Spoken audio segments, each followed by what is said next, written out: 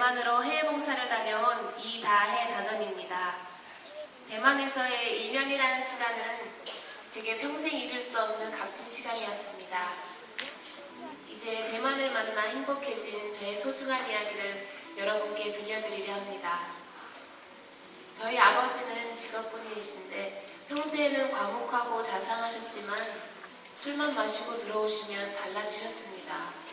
온 가족을 다 깨워서 소리를 지르고 욕을 하시는 아버지 때문에 특히 어머니가 많이 힘들어하셨어요.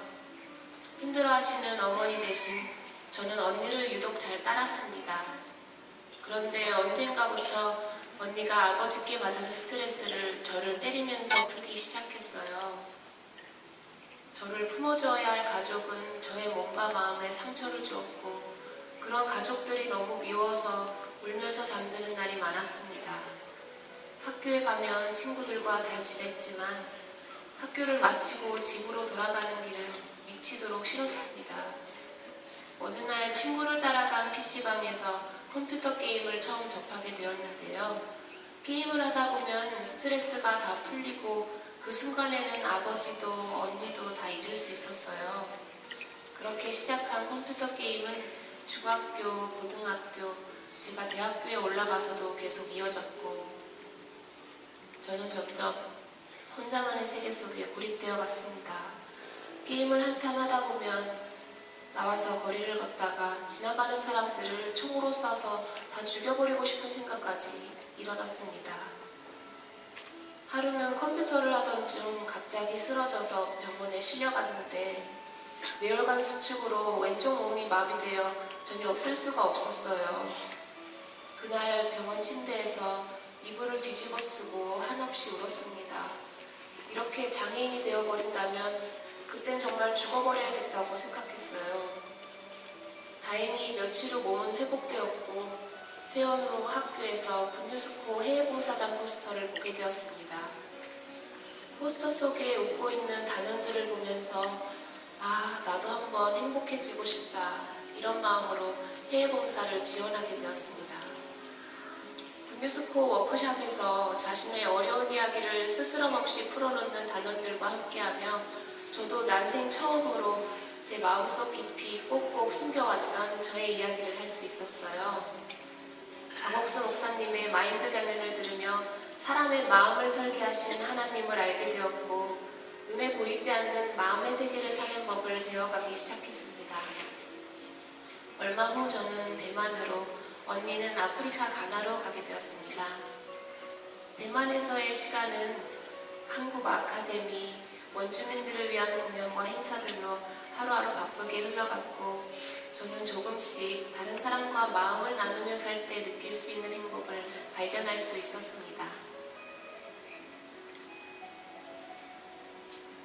대만에서 만난 메이팅이라는 아이는 유난히 크고 맑은 눈망울을 가진 원주민 여자아이였어요. 제가 뭐가 그리 좋은지 시간이 날 때마다 제 빨래며 청소를 다 해놓는 거예요. 그리고 다녀간 날이면 항상 옷장 위에 작은 쪽지를 붙여놓았습니다. 어느 날부터는 그 쪽지가 기다려졌어요. 활동을 마치고 돌아와서 그 쪽지가 없는 날이면 괜시리 아쉽기도 했습니다. 저는 메이팅이 써준 쪽지를 한 장, 두 장 모으기 시작했고 그 쪽지가 꼭 10장이 되던 날 우리 둘은 서로 마주 앉았습니다. 메이팅은 마치 제가 오래된 친구인 양 자신의 이야기를 다 털어놓았어요. 술을 마시고 딸들을 때리는 부모님 밑에서 크다가 두 언니와 함께 고아원에 버려져 언니들에게 맞으며 자랐다고 했습니다. 나와 닮은 아이, 나와 너무도 비슷한 삶을 살아온 그 아이 앞에 저도 저의 이야기를 하게 되었어요. 그런데 메이팅이 제게 뜻밖의 소리를 하는 거예요. 다혜야, 너는 참 좋겠다. 그럼 부모님이라도 살아계시잖아.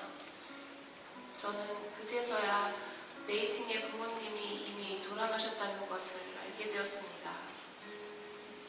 그날 철없는 생각에 갇혀 부모님께 먼저 다가가지 못한 저를 발견했어요.